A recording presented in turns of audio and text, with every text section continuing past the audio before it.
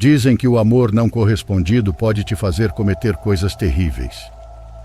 Quando você ama alguém que não te enxerga da mesma forma, algo apodrece dentro de você e desperta o rancor, o ódio e principalmente a impotência. Eu não era uma pessoa má, pelo menos não era antes. Meu nome é Juliano e isso aqui não é um conto de fadas. Cresci entre casas inacabadas, ruas cheias de buracos e pessoas que aprenderam a sobreviver com o que tinham. Desde pequeno sempre fui calado, daqueles que passam despercebidos, mas tinha um coração grande, ou pelo menos eu achava que tinha. Digo isso porque naquela época me apaixonei por Vanessa, que conheci no ensino médio. Ela tinha um sorriso capaz de acalmar até o pior dos nervos e olhos grandes como os de uma criança travessa. Ela era muito bonita. Para mim era a mulher mais linda do mundo. Nos tornamos bons amigos. Íamos juntos fazer compras na feira e tomar café da manhã. Ela me contava sobre os problemas com a mãe e sobre o sonho de ser esteticista. Ela me contava absolutamente tudo da vida dela, mas nunca me disse que me amava. E era isso que eu mais queria ouvir. Eu estava lá, feito um idiota, esperando o momento certo para dizer que a amava. Só que enquanto esperava, percebi que ela não tinha olhos para mim, e sim para Ronaldo. Aquele desgraçado era uma praga. Ela o conheceu quando começou a trabalhar de assistente numa barbearia decadente. Ronaldo era daqueles que falavam alto, se achavam os fodões, sempre com uma corrente de prata pendurada no pescoço. Tinha uma voz rouca de tanto fumar. Diziam que era ladrão e dos bons. Quase vomitei quando um dia Vanessa comentou casualmente que achava aquele cara interessante e que curtia o jeito dele. Eu só engoli a raiva. Ela disse isso enquanto assistíamos a um filme na minha casa, eu com o coração na mão e ela falando daquele vagabundo como se fosse um prêmio. Naquela noite, quando Vanessa foi embora, chorei, mas não na frente dela. Esperei ela sair para poder extravasar minha frustração. Me dava um ódio saber que ela, tão doce, tão delicada, pudesse se interessar por alguém que provavelmente a mataria pelo menor dos erros. Lembro que numa sexta qualquer fui buscá-la para dar uma volta, mas a vi saindo de casa com ele. Estavam de mãos dadas e ela o segurava pelo braço. Ele a beijou no rosto e ela fechou os olhos como se estivesse vivendo um filme. Aquele brilho no rosto dela foi o que me destruiu. Me tranquei em casa e fiquei 2 dias sem comer. Minha mãe achou que eu estava doente, mas ela não fazia ideia de que minha alma estava em pedaços. Sentia muita raiva dela ter escolhido ele. Eu queria destruí-lo, fazer ele desaparecer para que Vanessa não olhasse mais para ele. Até tenho vergonha de dizer que chorei, mas a verdade é que eu estava obcecado por ela. Já me imaginava com ela, construindo uma vida, tendo filhos e vivendo um sonho. Entendi que não podia fazer muita coisa, já que aquele cara podia me matar. E além disso, se eu fizesse isso, Vanessa me odiaria. Ela o amava, quisesse eu ou não. Essa era a realidade. Aquela noite em que os vi juntos, provavelmente foi quando começaram a namorar, porque depois disso, Vanessa ficou distante. Não me mandava mais mensagens e devia estar ocupada com o novo namorado. Foram dias de depressão. Achei que era o fim, que tinha perdido ela para sempre. Foi nessa época que um dos meus irmãos torceu o tornozelo. Como não tínhamos dinheiro para levá-lo até o hospital, minha mãe procurou uma mulher conhecida como Panchita. Diziam que ela curava, fazia massagens e até bruxaria. Ajudei meu irmão a ir até a casa dela, apoiado em um pedaço de pau como muleta. Chegando lá, minha mãe bateu a porta. Um cachorrinho de rua veio latir pra gente, mas a dona Panchita apareceu, espantou os bichos e nos deixou entrar. Ela já conhecia minha mãe e a cumprimentou com carinho. Oi, Vera, que bom te ver. O que te traz aqui hoje? Olha esse menino, o pé dele está bem inchado. Assisti enquanto ela massageava o pé do meu irmão. Ele gritava de dor porque aquela velhinha apertava e torcia o pé sem dó. No final passou umas pomadas, enfaixou e emprestou umas muletas de verdade. Assim ele conseguiu voltar para casa. O que me chamou a atenção foi que naquela noite Dona Panchita falou de muitas coisas e de trabalhinhos que fazia. E então entendi que ela fazia bruxarias. Vinganças, amarrações, feitiços, tudo do lado sombrio. Me interessou especialmente essa coisa da amarração. E sabendo que muita gente confiava nela, pensei que talvez ela pudesse me ajudar a fazer uma amarração amorosa com a Vanessa. Sem minha mãe saber, voltei dias depois. Levei para ela uma foto da Vanessa de biquíni na praia e um lenço que ela tinha esquecido lá em casa tempos atrás. Dona Panchita me cobrou 500 pila e uma garrafa de bebida. Ela me disse que o ritual tinha que ser feito numa noite de lua minguante. Naquela noite, enquanto ela recitava palavras estranhas, eu só pensava na Vanessa, em tê-la comigo, em beijá-la e em ouvir ela finalmente dizer "eu te amo". Sei que foi um ato de desespero, mas também de egoísmo. Sei disso agora. Dona Panchita realizou todo o ritual usando a foto, borrifou um líquido nela e também no lenço. Depois envolveu tudo e colocou num frasco de vidro. Ela me entregou e disse para colocar debaixo da minha cama, mas me advertiu. "Olha, garoto, só tô te ajudando porque você é filho da Vera e ela já me fez favores um dia. Mas presta atenção. Se você brincar com essa moça, se machucar ela, a vida vai te cobrar e do pior jeito. Isso aqui não é brincadeira, entendeu?" Eu estava muito feliz, voltei para casa e fiz exatamente como ela mandou. Me enchi de esperança, achando que finalmente com aquele feitiço, Vanessa seria minha. Aquilo me enchia de glória, porque Vanessa era a garota mais bonita da cidade, a mais desejada. E eu sabia que se a roubasse daquele desgraçado do Ronaldo, minha vida estaria feita. Depois de semanas de ausência, Vanessa começou a me mandar mensagens à noite. Dizia de forma brincalhona que tinha sonhado comigo. Ela nunca tinha dito isso antes. Também disse que estava com vontade de me abraçar e pediu para nos encontrarmos escondidos, porque Ronaldo era muito ciumento e tinha proibido ela de ter amigos. Então eu disse para ela ir até minha casa sem que ninguém a visse. Naquela tarde, Vanessa estava diferente.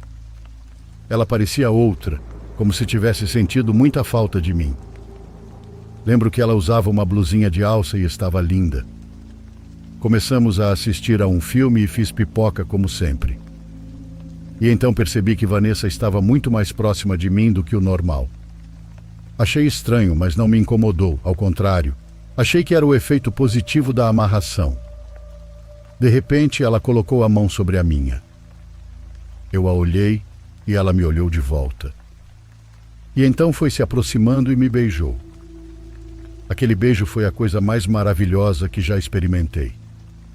E então Vanessa disse: "Não sei o que está acontecendo comigo, mas sinto uma mistura de desejos que nunca senti antes com você. Talvez seja porque agora estou com outra pessoa e tenho medo de te perder. Me perdoa, não sei se isso é certo, então acho melhor eu ir embora." Segurei sua mão e pedi para que ela não fosse embora. "Por favor, Vanessa, fica. Eu também sinto algo muito forte por você. A verdade é que eu não quero te perder, quero que você fique aqui ao meu lado." Comecei a beijá-la, a segurei pela cintura e ali mesmo no sofá, ela subiu em cima de mim. Já tinha estado com outras garotas antes, mas nunca algo que tivesse significado emocional, como o que a Vanessa representava para mim. Aquela foi uma noite que jamais esqueci. Vanessa dizia que gostava de mim, que não entendia por quê, mas que precisava de mim. Eu, estúpido e feliz, acreditei que o amor tinha vencido, que a bruxaria estava do meu lado. Mas aquilo não era amor. Era bruxaria, manipulação, uma bomba prestes a explodir. Porque o que começa errado termina errado. as coisas não iam bem. Como era de se esperar, Vanessa terminou o relacionamento com Ronaldo do nada e aquilo o enfureceu. Mas Vanessa nunca contou que foi por amor a mim ou por querer estar comigo. Eu já me sentia o rei do mundo. Vanessa vinha à minha casa, me abraçava, me beijava, me fazia sentir que finalmente me amava. Mas por fora tudo era um caos, porque esse negócio de ficar escondido para que Ronaldo não descobrisse estava se tornando cansativo. O pior de tudo era que ela continuava trabalhando para ele. Eu não entendia como ele ainda não a tinha mandado embora. Mas depois entendi que a situação era outra. Um dia, andando de mãos dadas com ela pela rua, naquele bairro cheio de olhos e línguas que corriam contar tudo, alguém deve ter contado o que estava acontecendo entre nós. Vanessa percebeu que nos viram e ficou com medo de que Ronaldo fosse se vingar. Mas eu disse para ela confiar, falei que aquele cara não teria coragem de fazer nada. Disse aquilo só para parecer valente, porque na verdade eu morria de medo dele. Ele era capaz de me matar.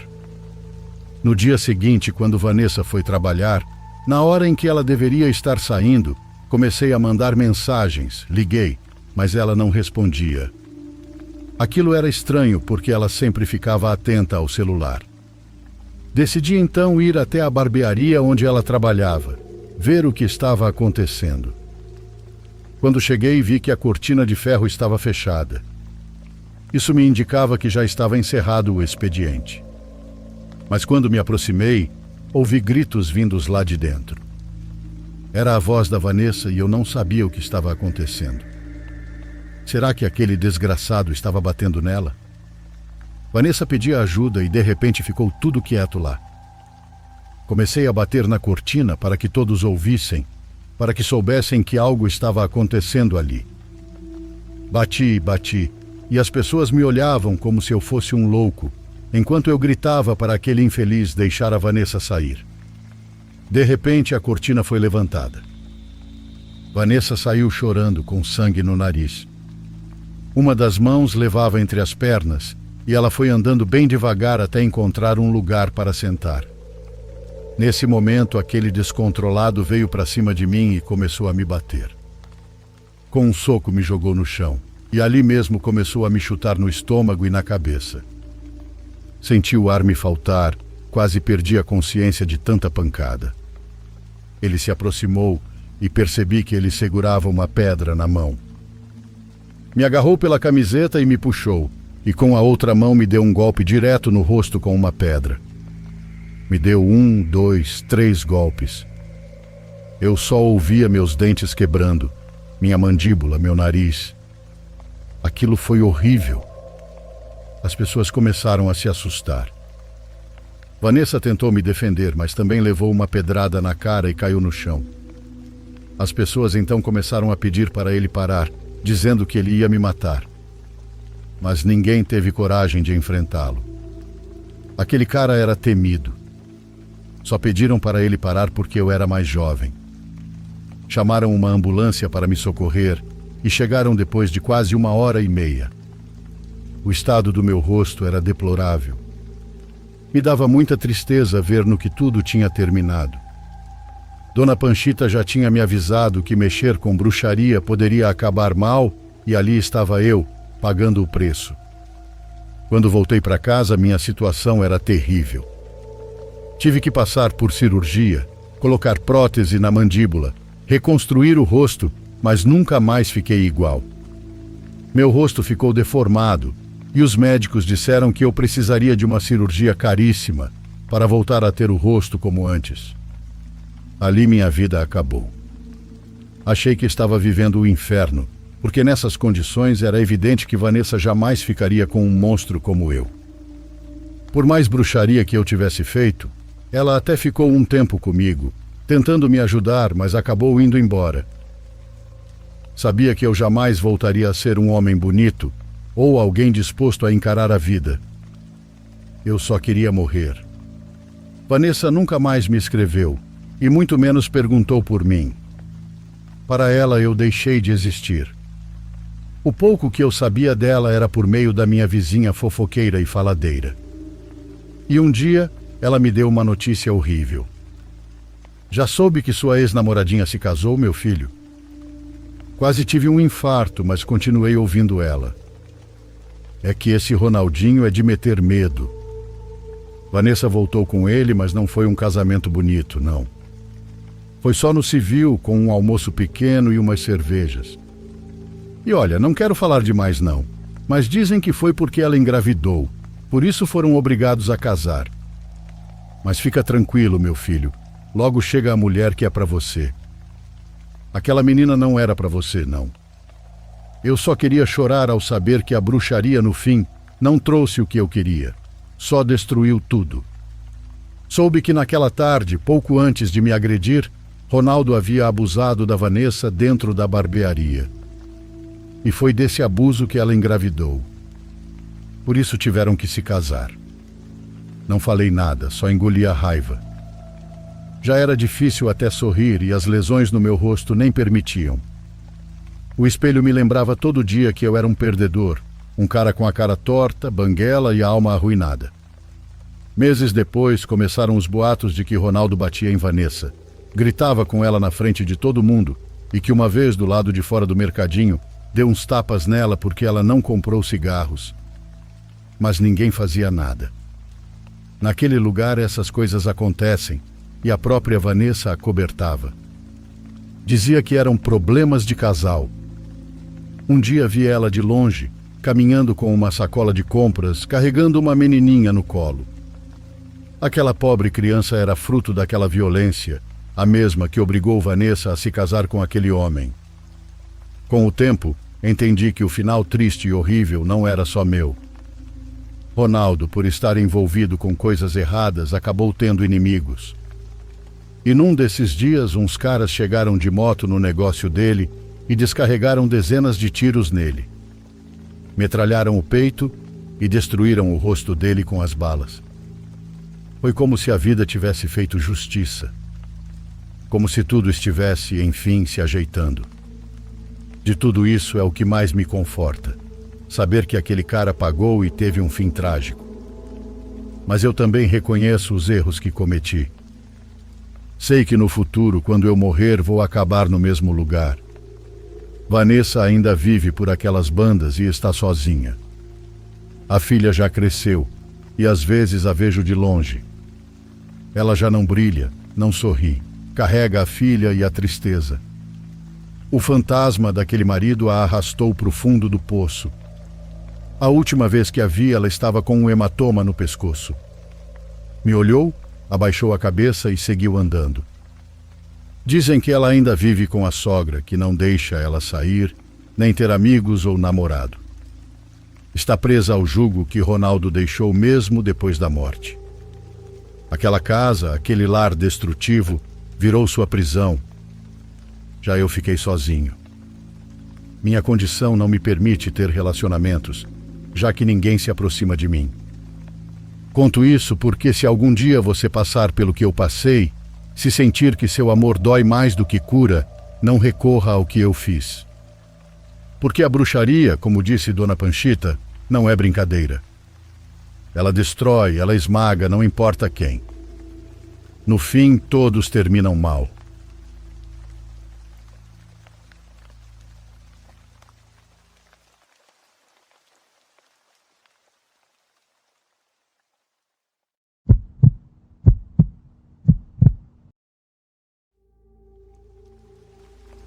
Boa tarde, me chamo William e moro no Texas há 5 anos.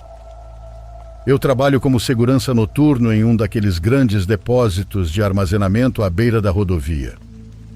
O lugar tem umas 400 unidades no total, desde pequenos armários de 1 por 1, até maiores, onde as pessoas basicamente guardam a vida inteira.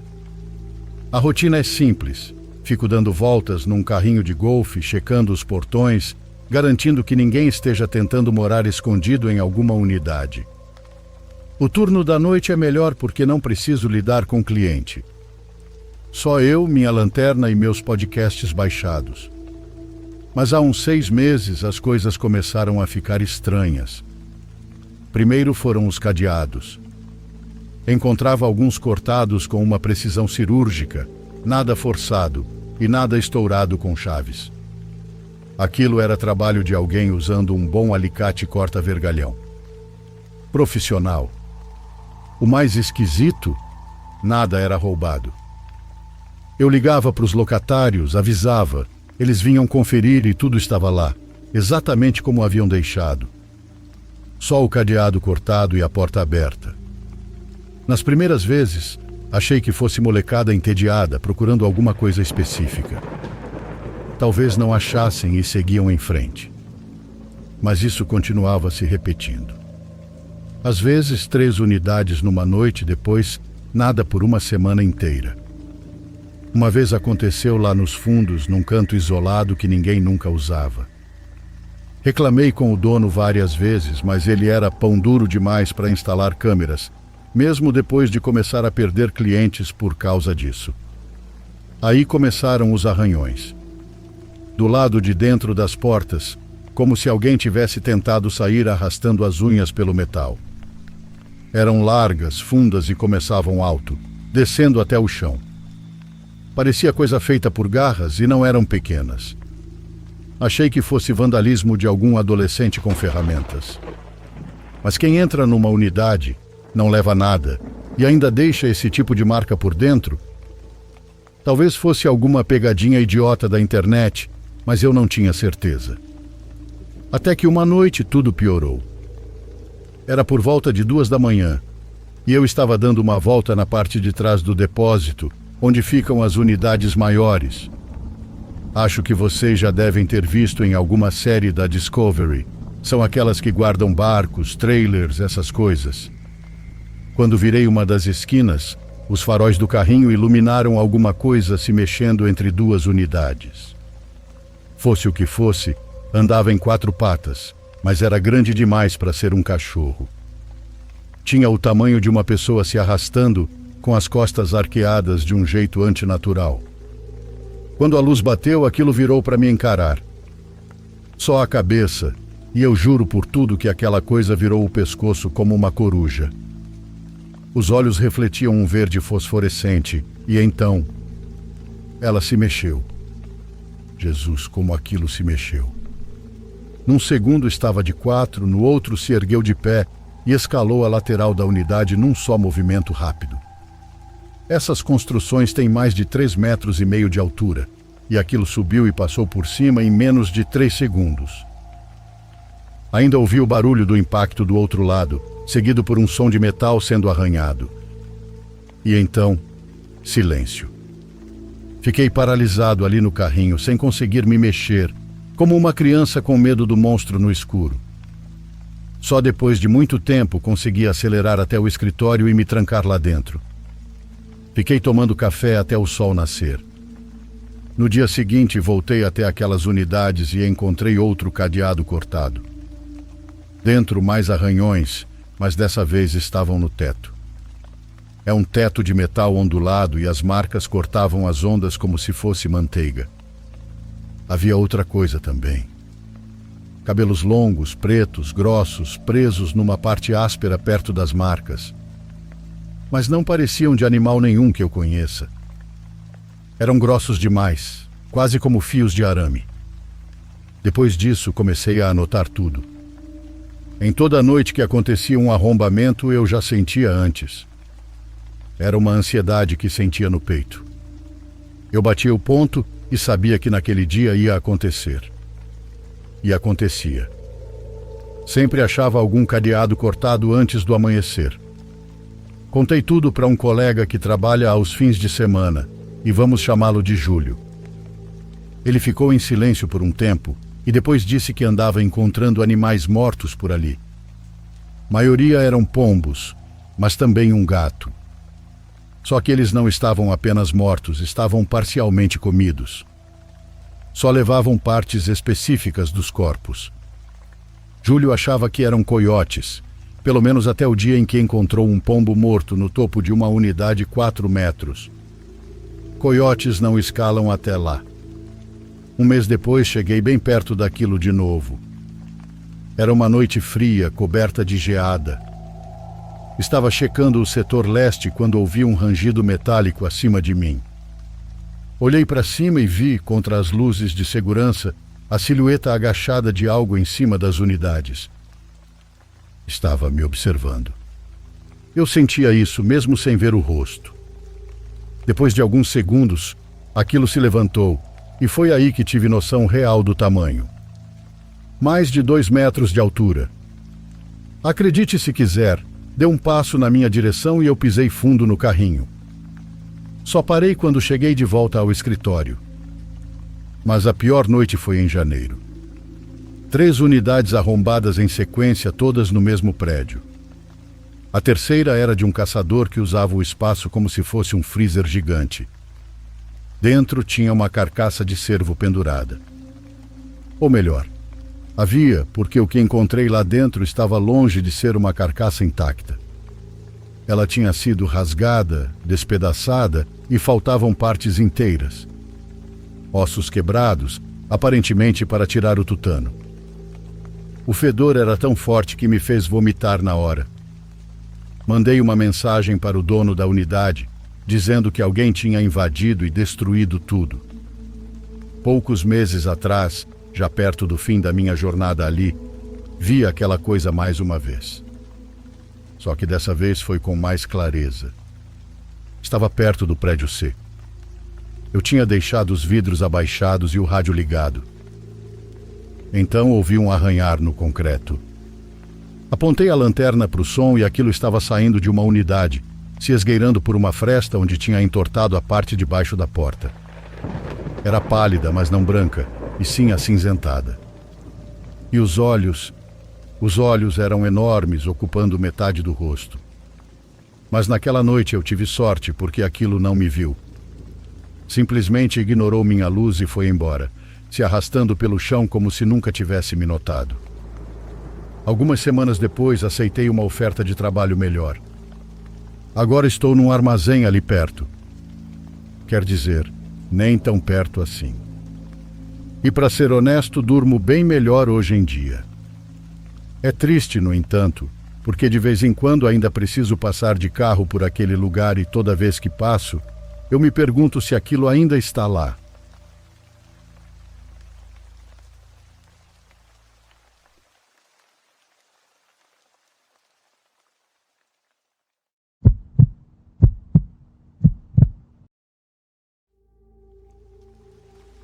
Eu trabalho com construção e manutenção no setor de varejo de combustíveis. Isso significa basicamente que passo muito tempo dentro de postos de gasolina, instalando e atualizando controladores de combustível, sistemas de ponto de venda, esse tipo de coisa. A maior parte é trabalho de rotina, mas essa noite em especial ainda me dá arrepios, quando penso em como estivemos perto de algo horrível. Estávamos escalados para fazer uma atualização noturna em um posto onde raramente trabalhamos. O bairro tinha má reputação, com altos índices de criminalidade e muita movimentação suspeita, mesmo durante o dia. Nosso chefe insistiu para que o serviço fosse feito à noite, para evitar interrupções durante o horário comercial. Nada fora do comum, mas a situação já parecia estranha. Meu colega e eu fizemos check-in num hotel próximo naquela manhã, para que pudéssemos dormir e estar prontos para o turno noturno. Mas ao invés de cochilar, tomamos a decisão idiota de ir ao bar do hotel e beber alguma coisa. Um drink virou 2, e antes que percebêssemos, estávamos desmaiados. Tínhamos colocado o alarme para tocar, mas não foi alto o suficiente para nos acordar daquela bebedeira. Acordamos com meia hora de atraso e entramos em pânico total. Deveríamos estar no local às 23, e quando conseguimos sair correndo do quarto e dirigir até o posto, já eram meia-noite. Chegamos e imediatamente pisamos no freio. O posto inteiro estava isolado com fita policial. Luzes vermelhas e azuis piscando, policiais por toda parte, paramédicos e um corpo coberto atrás do vidro. Ficamos ali, paralisados. Um policial eventualmente se aproximou da nossa van. Dissemos a ele que éramos contratados escalados para fazer uma atualização durante a noite. Ele nos olhou por um tempo e disse: "Vocês chegaram com menos de 20 minutos de atraso." Alguém entrou, assaltou o lugar e atirou na cabeça do frentista. Nem pediu dinheiro, só entrou e puxou o gatilho. Lembro de sentir o sangue sumir do meu rosto. Se tivéssemos chegado na hora, já estaríamos lá dentro, bem atrás do balcão, ao lado do frentista. Concluímos o trabalho 2 noites depois, e eu não consigo explicar o sentimento de estar naquela mesma loja, atrás daquele mesmo balcão, ao lado da mancha de sangue no chão, sabendo o quão perto estive de fazer parte de uma cena de crime. Já se passaram anos, e ainda penso nisso às vezes. Como algo tão simples, como dormir meia hora a mais, pode ter salvado nossas vidas.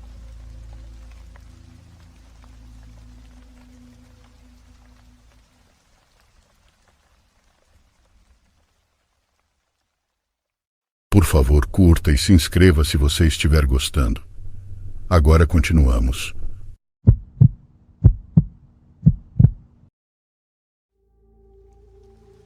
Eu tenho um meio-irmão chamado Loreno, que é quase 10 anos mais velho que eu. Por causa da nossa diferença de idade, ele se mudou quando eu ainda era jovem. Mesmo assim, éramos muito próximos até então.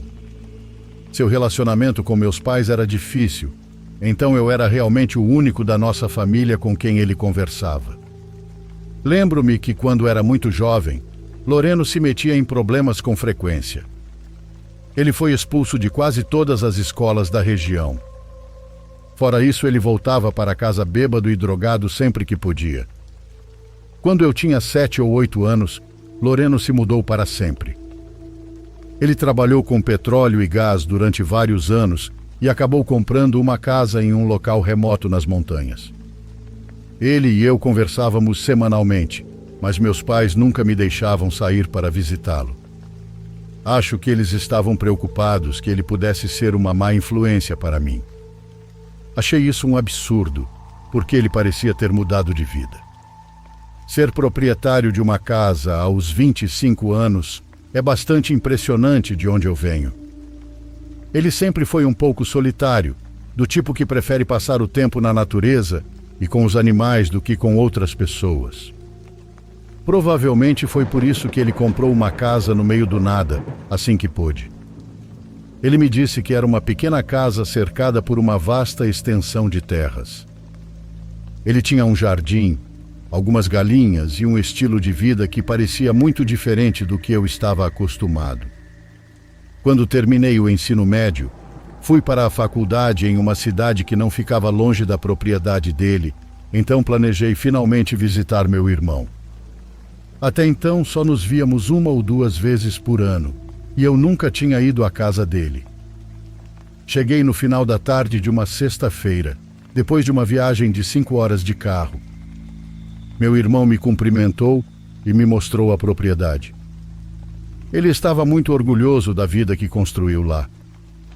Sua terra era mais do que qualquer um poderia realmente usar. Seu jardim ocupava menos de meio hectare e ele tinha mais de 15 no total. Ele me mostrou meu quarto, um pequeno espaço no andar de cima com uma janela que dava para a entrada da garagem. A casa era silenciosa e o vizinho mais próximo estava muito longe.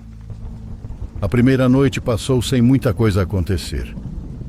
Ficamos acordados até tarde conversando e tomamos algumas cervejas do lado de fora da casa. Quando esfriou, entramos e fui para a cama. Por volta da 1 da manhã, lembro-me de acordar tarde e ouvir vozes lá fora. Olhando pela janelinha, vi uma caminhonete estacionada em frente à casa. Seus faróis estavam explodindo no último. Meu irmão também estava lá fora e estava discutindo com um homem que eu não conseguia ver. Suas vozes estavam abafadas, mas o tom era inconfundível. Eles estavam gritando um com o outro. Pela manhã perguntei ao meu irmão sobre o cara, mas ele disse que não era nada, dizendo para não me preocupar com isso.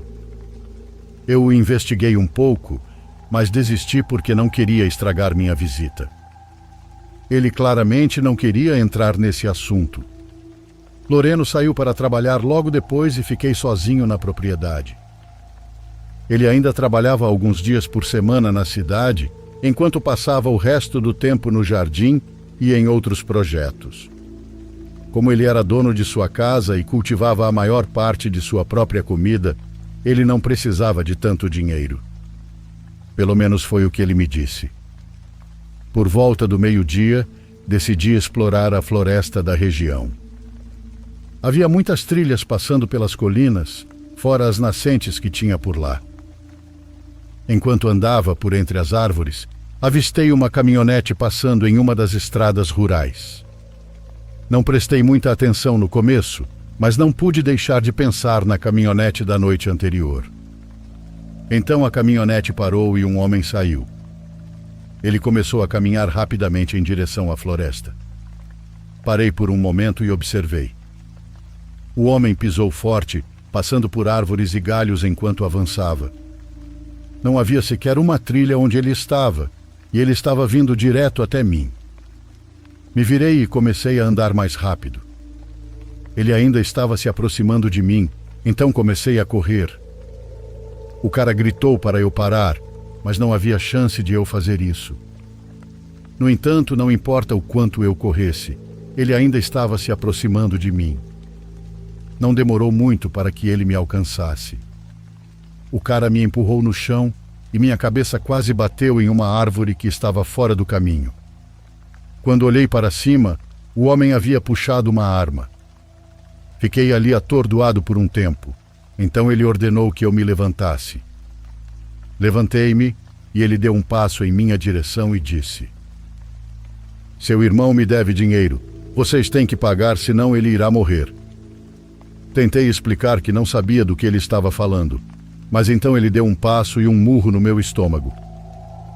Ele me deu outro empurrão e quando consegui, corri de volta para casa. Quando meu irmão voltou naquela noite, eu o confrontei. A raiva e o medo que senti eram intensos e ele só ficou ali, imóvel. Eu estava basicamente chorando de raiva porque ele me permitiu entrar naquela situação. Depois de tanto o confrontar, ele acabou falando o que tinha feito. Ele basicamente disse àqueles traficantes que tanto eu quanto meus pais iríamos ajudar ele a pagar os 100 mil que ele devia. Arrumei minhas malas e fui embora sem dizer uma palavra. A partir daquela noite, voltando para casa, não falei com meu irmão por mais de um ano depois disso.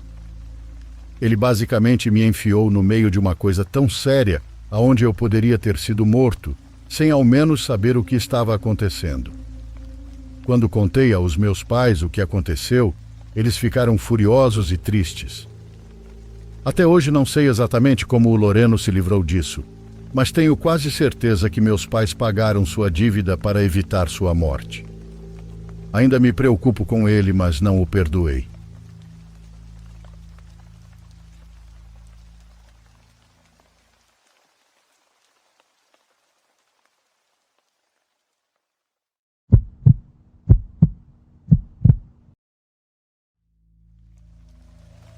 Meu nome é Juliana e sou natural de Tamaulipas, no México. Gostaria de contar minha história sobre os dons que são herdados de geração em geração. Minha mãe sempre me dizia que se eu olhasse o suficiente acabaria invocando coisas, mas eu nunca acreditei. Sou a única bisneta que chegou a conhecer minha bisavó, uma mulher muito forte, energeticamente. Ela era daquelas senhoras que curavam e faziam rituais de limpeza. Ela era a maior protetora da nossa casa contra espíritos. Infelizmente, ela faleceu em 2016 devido a uma operação mal-sucedida em um hospital aqui no México. Já era bem idosa. Tinha 95 anos quando morreu, mas isso não fez ser menos doloroso. Um mês após o falecimento dela, comecei a ter problemas de saúde, como taquicardias. Medicamente não era grave, mas espiritualmente me disseram que eu estava carregando um morto, que me tirava as forças para respirar e me causava dores no peito. Eu não sabia exatamente com o que estava lidando, pois não nasci com o dom, eu o herdei. Com o tempo, fui me acostumando a ver pessoas de relance que simplesmente não estavam ali. Minha casa é uma construção antiga no centro de Ciudad Victoria, com paredes de tijolo e barro e até mesmo um poço onde se pega água.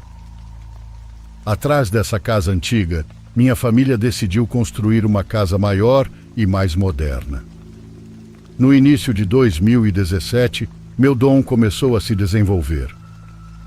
Eu não apenas os via, mas essas pessoas começaram a falar comigo e queriam algo de mim.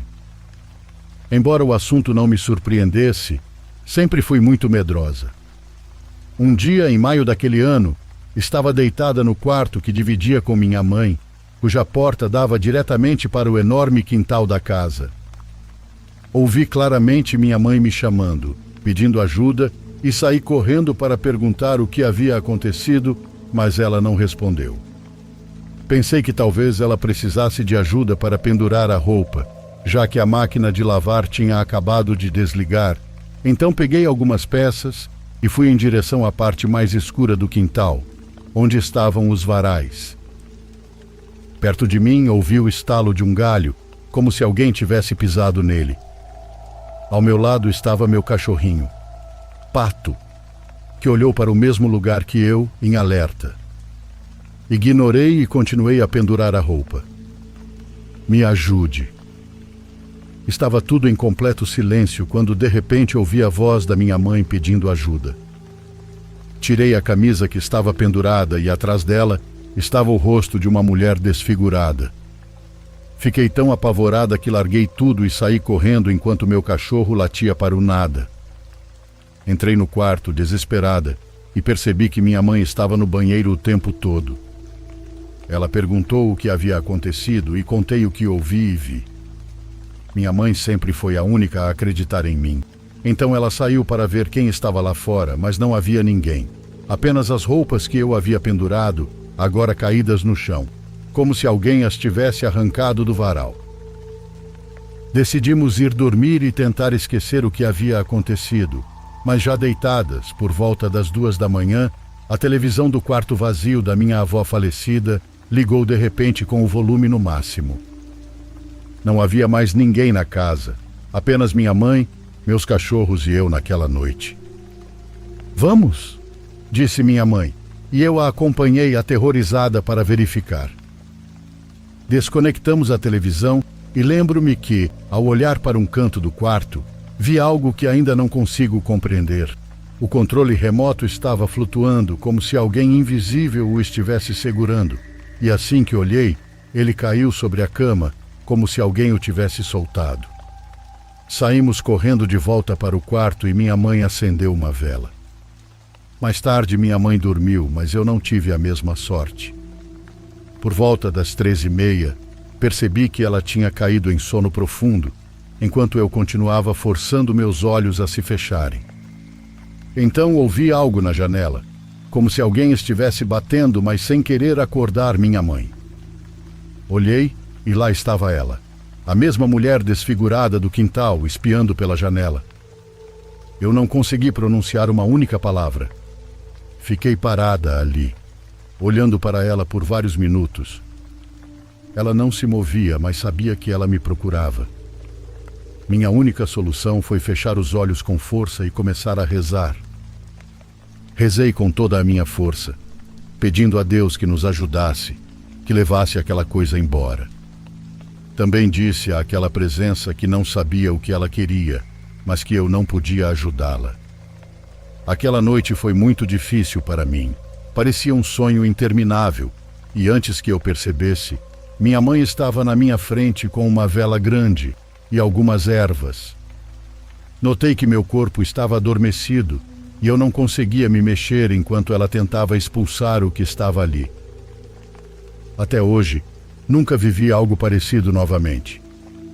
Muitas pessoas que visitam minha casa e a quem conto essa história dizem que essa mulher não queria ajuda, ela me queria.